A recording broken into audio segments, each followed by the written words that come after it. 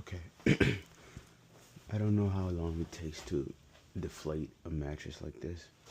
This is another section of my moving stage.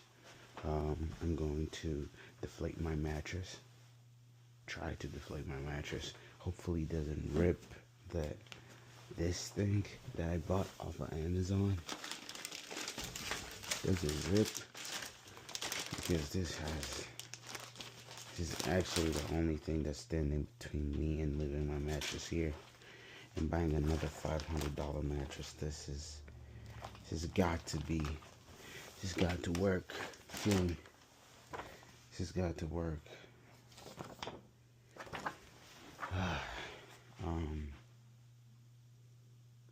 Yeah, I'll use this bad boy right here. Shit.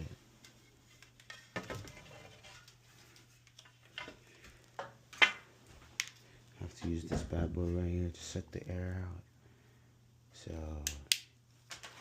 yeah, wish me luck, bro. Wish me luck.